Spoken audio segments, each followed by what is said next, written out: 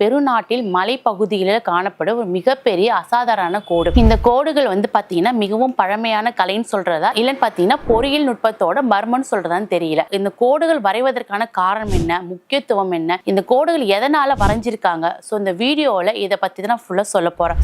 வீடியோவை ஃபுல்லா ஸ்கிப் பண்ணாம ஃபுல்லா பாருங்க. அப்பதான் நான் சொல்ற இன்ஃபர்மேஷன் ரொம்ப யூஸ்ஃபுல்லா இருக்கும்.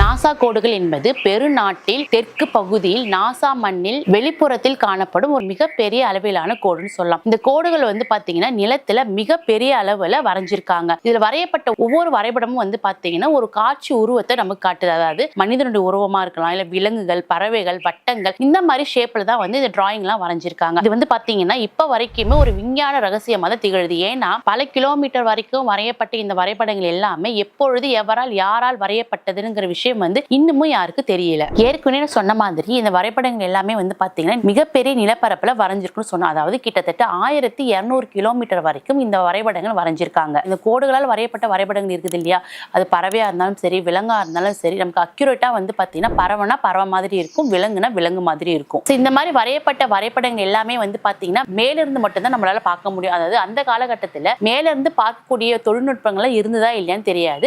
ஆனா நிலத்துல இருந்து பாத்தீங்கன்னா அதோட வரைபடம் எதுவுமே நமக்கு தெரியாது. மேல இருந்து பார்த்தா மட்டும் தான் அது என்ன வரைபடம்னு சொல்லிட்டு நம்மளால கண்டுபிடிக்க முடியும். இந்த மாதிரி கோடுகளால் வரையப்பட்ட வரைபடங்கள் எல்லாமே பாத்தீங்கன்னா எந்த பயன்பாட்டிற்காக பயன்படுத்தினாங்கன்றது ஒரு சில கோரிக்கைகளும் கருத்துக்களும் இருக்குது. அதாவது ஒரு சில பேர் பாத்தீங்கன்னா பகுத்தறிவு இல்லைன்னா ஆன்மீக தேவைக்காக இந்த கோடுகளை வரைந்திருக்கலாம் சொல்றாங்க. இன்னும் சில பேர் பாத்தீங்கன்னா விண்வெளி உயிரினங்களோடு தொடர்புடையதா இருக்குதுன்னு சொல்றாங்க. ஒரு சில பேர்லாம் பாத்தீங்கன்னா வெளி பயனாளி அழைப்பதற்காகவும் இல்லைன்னா அந்த நாட்டில் உள்ள நாகரிகத்தை மையப்படுத்துவதற்காகவும் இந்த வரைபடங்கள் வரைஞ்சிருக்கலாம்னு சொல்றாங்க. இந்த வரைபடங்கள் எல்லாமே பாத்தீங்கன்னா சுற்றுச்சூழல் விளக்கங்களுக்காக உருவாக்கப்பட்டிருக்கலாம்னு சொல்றாங்க. உலகளாவிய வேலைகளை சீர்படுத்துவதும் ஒரு பொறியியலுடைய திட்டங்களுக்காக கூட இருக்கலாம் சொல்றாங்க. நாசா கோடுகளில் பாத்தீங்கன்னா மனிதனுடைய உருவங்கள், பறவைகள், விலங்குகள், இந்த மாதிரி வடிவங்களுக்கு எல்லாம் மிகவும் பெயர் பெற்றதா இருந்தது. இதுல முக்கியமான சுவாரஸ்யமான விஷயம் என்னன்னு பாத்தீங்கன்னா பறவைகள் மற்றும் விலங்குகளுடைய வடிவம் மிகவும் சீரானவை மற்றும் கொஞ்சம் வித்தியாசமா காணப்படுற மாதிரி இருக்குது. நாசா கோடுகளில் வரையப்பட்ட ஒவ்வொரு வடிவமே பாத்தீங்கன்னா எந்த ஒரு காலகட்டத்திலுமே எந்த உயிரினமும் அழிந்து போனாலும் அதனுடைய வடிவத்தை வச்சு நம்மளால கண்டுபிடிச்சிக்க முடியும் இல்லையா. அந்த மாதிரி பேசிக்ல கூட வரைஞ்சிருக்கலாம்னு கூட சொல்றாங்க. நாசா கோடுகளால் வரையப்பட்ட பறவை மற்றும் விலங்குடைய உருவங்கள் பாத்தீங்கன்னா எந்த ஒரு காலகட்டத்திலுமே பாத்தீங்கன்னா அழிவடையாதவையாக இருக்கிற மாதிரி வரைஞ்சிருக்காங்க. இந்த கோடுகள்லாம் பாத்தீங்கன்னா எப்படி உருவாக்கியிருப்பாங்கன்றது ஒரு சில விஞ்ஞானிகள்லாம் புரிந்து கொள்ள முடியவில்லை. ஆனா ஒரு சில ஆய்வாளர்கள்லாம் பாத்தீங்கன்னா இந்த கோடுகளை ஆராய்ச்சி செய்யும் பொழுது ஒரு துல்லியமான கருவியால மட்டும்தான் இந்த கோடுகளை வரைஞ்சிருக்க முடியும்னு சொல்றாங்க. அதாவது அந்த காலகட்டத்துல அந்த தொழில்நுட்பத்தில் பயன்படுத்தக்கூடிய கருவிகள் எல்லாமே மிகவும் துல்லியமாக இருந்திருக்கும். ஒரு சில ஆராய்ச்சியாளர்கள் பாத்தீங்கன்னா இந்த நாசா கோடுகளோட வடிவமைப்பை வச்சு இது ஒரு விண்வெளி தொடர்புடையதா இருக்கும். அதாவது நிலவேண்டல் தொழில்நுட்பத்தை பயன்படுத்தி விண்வெளி வாழ்க்கையை அழைப்பதற்காக வரையப்பட்ட வரைபடமா இருக்கும். அப்படி இல்லைன்னா விண்வெளி பயனாளிகளுக்கு பாத்தீங்கன்னா ஒரு மடல் போல் காட்சியளிக்க கூட இடமா கூட இருக்கலாம். நாசா கோடுகளுடைய மர்மம் பாத்தீங்கன்னா இன்னுமே பண்டைய கலாச்சாரத்துக்குள்ள ஒரு புதிரான விஷயமா தான் இருக்கு. ஆனா இந்த விஷயத்தை நம்ம எப்படி ஹேண்டில் பண்ணணும்னா ஒரு புதிய அறிவியல் நோக்கங்களை புரிஞ்சு கொண்டு ஒரு புதிய கண்ணோட்டத்துல பார்க்கலாம். இந்த நாசா கோடுகளுடைய வடிவங்கள் பாத்தீங்கன்னா பண்டைய வானில் அறிவியலுக்கு முக்கிய பங்கா இருக்குதுங்கிறாங்க. அதாவது வானில் இருக்கக்கூடிய பறவைகள் கிரகங்களை கண்காணிக்க இது மிகவும் துல்லியமான முறையில அமைஞ்சிருக்குதுங்கிறாங்க.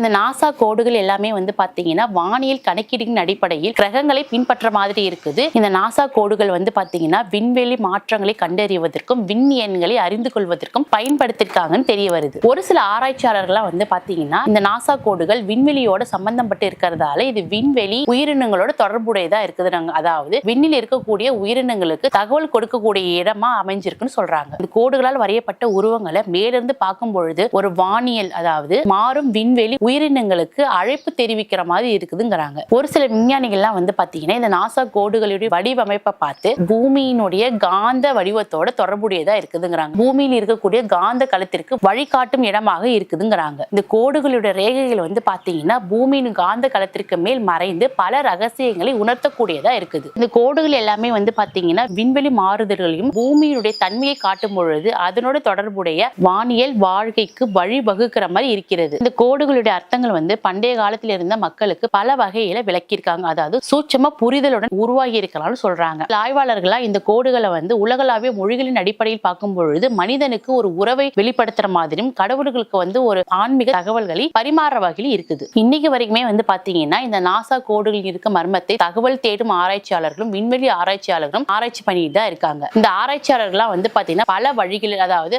ஆய்வுகள் நோக்கங்கள் மற்றும் தொழில்நுட்பங்கள் மூலமாக பயன்படுத்தி பல ஆராய்ச்சிகள் செய்தாலும் அவங்களுக்கு ஒரு தெளிவான விளக்கம் கிடைக்கல. நாசா கோடுகள் வந்து பாத்தீங்கன்னா இன்னுமே வந்து பாத்தீங்கன்னா உலக கலாச்சாரத்துல ஒரு பெரிய தாக்கத்தை ஏற்படுத்துது. அதாவது உலக கலை உலக புரட்சி அறிவியல் மற்றும் தொழில்நுட்பத்துல இந்த மாதிரி இடத்துல இன்னுமே தாக்கம் வந்து ஏற்படுத்தக்கூடியதா தான் இருக்குது. இந்த நாசா கோடுகளுடைய விஷயங்கள் வந்து பாத்தீங்கன்னா படங்களாகவோ இல்ல கலை வடிவங்களாகவோ பயன்படுத்தியிருக்காங்க. அதாவது கலைஞர்கள் ஆராய்ச்சியாளர்கள் மாணவர்கள் இப்ப இருக்கிற காலகட்டத்துல இந்த கோடுகளுடைய அர்த்தங்களை ஒரு புதிய பார்வையில புரிஞ்சு கொள்ள முயல்றாங்க. சோ இந்த நாசா கோடுகள் வந்து பாத்தீங்கன்னா அதாவது பிக்சர் எல்லாமே வந்து பாத்தீங்கன்னா ஒரு கோடுகள் மூலியமா தான் நமக்கு அழகாக காமிச்சிருப்பாங்க. நாசா கோடுகளை பற்றி எனக்கு தெரிந்த தகவலை உங்கள்கிட்ட ஷேர் பண்ணிக்கிட்டேன். இந்த வீடியோ உங்களுக்கு பிடிச்சிருந்தா மறக்காம உங்க ஃப்ரெண்ட்ஸ் அண்ட் ஃபேமிலிக்கு ஷேர் பண்ணுங்க, லைக் பண்ணுங்க. இதே மாதிரி அடுத்த இன்ட்ரெஸ்டிங்கான டாபிக்கோட சந்திக்கும் வரைக்கும் நான் உங்கள் பிரியா.